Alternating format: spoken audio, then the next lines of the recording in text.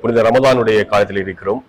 அதிகமான மக்களுக்கு இருக்கின்ற மிக பெரியதொரு சந்தேகம், புனித தராவி தொழுகையை நிறைவேற்ற வருகிற போது நீங்கள் ஜமாத்தாக தொழுகையை நிறைவேற்றிக் கொண்டிருக்கிறீர்கள். இப்போது வருகின்ற நபர் உங்களுடைய ஜமாத்தை பின்தொடர்ந்து உங்களுடைய ஜமாத்தோடு நின்று தொழாமல் ஏனைய சப்புகளிலே தனியாக நின்று ஜமாத்தை பின்தொடர்கிறார். இது இஸ்லாத்தினுடைய பார்வையிலே எந்த அளவு சாத்தியமாகும்? அவருடைய தொழுகையுடைய நிலைமை என்ன? ஜஸாக்குமுல்லாஹ் ஹைரா. பொதுவாக ரமலானுடைய காலம் விசேஷமான காலம். குறிப்பாக இந்த ரமலானுடைய காலத்தில் முடியுமான வரைக்கும் பரலான தொழுகைகளை உரிய நேரத்திலே வந்து தொழுவதற்கு நாங்கள் முயற்சி செய்ய வேண்டும். சரி, அது முதலாவது விஷயம். அப்படி எங்களுக்கு ஒரு ஏதாவது சங்கடமான அல்லது ஒரு தவிர்க்க முடியாத காரணங்களால் தாமதமாகி வந்தால் அப்ப தராவி தொழுகை இமாம் ஜமாத்தோடு நடந்து கொண்டிருக்கிறது. ஆமாம்.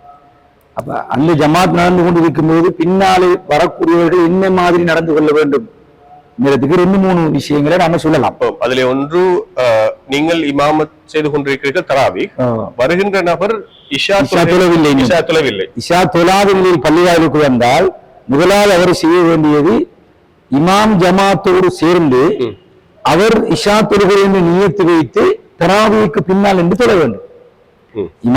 இமாம் தராவி தொழுவித்தாலும் அது ஒரு சுன்னத்தான தொழுகை.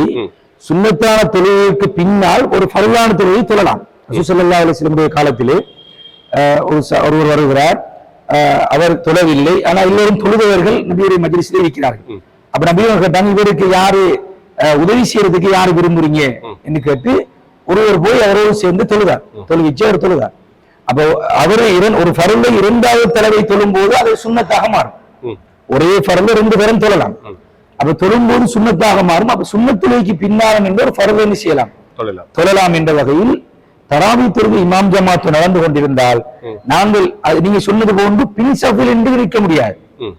அவர் உரிய சஃபிலே எங்கே தராவி தொழுகைக்கு பின்னால் நின்று தொழுகின்ற அந்த மாமூம்களுடைய சஃப் எங்கே முடிந்திருக்கிறதோ அந்த சஃபிலே வந்து இணைந்து கொண்டு அவர் என்ன செய்யலாம், 2 ரக்காத்துகளும் இமாம் ஜமாத்தோடு கிடைத்தால், அதாவது தராவி தொழுகை கிடைத்தால் இமாம் சலாம் கொடுத்ததன் பின்னர் எழுந்து இவருடைய 2 ரக்காத்தையும் தொழுவார்.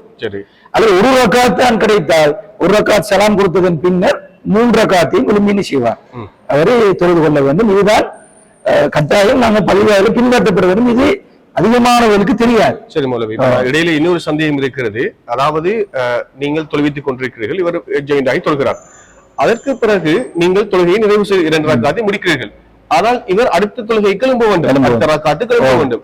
எழும்புகிற போது நீங்கள் மீண்டும் அடுத்த இமாமத்தை ஆரம்பிக்கிறீர்கள். மீண்டும் அப்படி வருகிற போது முந்தி பிந்தி போகும் இல்லையா? அதாவது தொழுவார், அது பிரச்சனை அல்ல.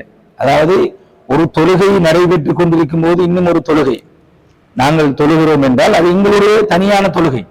நாங்கள் அப்படித்தானே, உதாரணமாக தொழுகை முடிந்ததன் பின்னர் இமாம் ஜமாத் நடந்ததன் பின்னர் நாங்கள் எழுந்து என்ன செய்கிறோம், எங்களுக்கான தொழுகையை தொழுகிறோம். அது பள்ளிவாயிலுடைய நடவடிக்கைகள், பள்ளிவாயுடைய விஷயங்கள் நடந்து கொண்டுதான் இருக்கும். அது எங்களுக்கு நாங்கள் தடையாக பார்க்க முடியாது.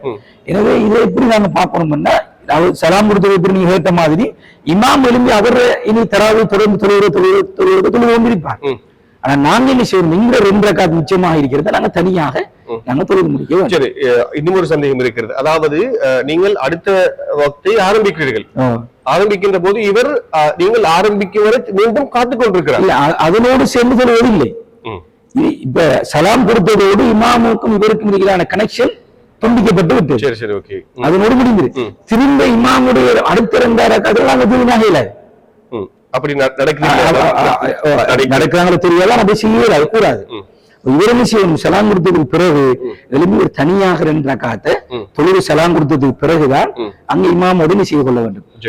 அடுத்தடுத்த ரக்காத்துல நாங்க தொழுகிறோம். அதே இன்னும் நீங்க கேட்டது கொண்டு சஃபுகளை தொழுது பின்னால் இருந்து ஒரு 3-4 சஃபுக்கு அண்ணால் முன்னால் இமாமை பின்பற்றுன்னு சொல்ல முடியாது. அப்ப அதுவும் இன்னும் சிலர்களை பள்ளிவாயில பார்க்கும்போது இமாமுக்கு பின்னால் நாங்க சொல்ல முடியாது இந்த எண்ணத்தில் தனியாக இஷா தொழுகை தொழுகிறார்கள். தனியாக இஷா தொழுகை 4 ரக்காத்தையும் தொழுவிட்டு வந்து தராவியிலே ஜாயின் ஆகிறார்கள். இதுவும் தவிர்க்கப்பட வேண்டிய விஷயம். அப்ப ஏற்கனவே சொன்ன இமாம் ஜமாத் நடந்தால் நேரடியாக இமாமோடு சேர்ந்து எங்களுக்கு கிடைக்கிற ரக்காத்துகளை தொழுது சலாம் கொடுத்து விட்டு அதுக்கு பிறகு நாம் இமாமோடு செய்யலாம், நம்ம ஜாயின் ஆகி தொழுது கொள்ளலாம். இதுதான் இந்த நடைமுறைகளை நாங்கள் பின்பற்ற வேண்டும். அதாவது நேர்கள் மிக தெளிவடைந்திருப்பார்கள். உண்மையில் நல்லதொரு விளக்கம். நிறைய பேருக்கு இந்த சந்தேகம் இருந்தது மூலமே நல்ல விஷயத்தை சொன்னீர்கள்.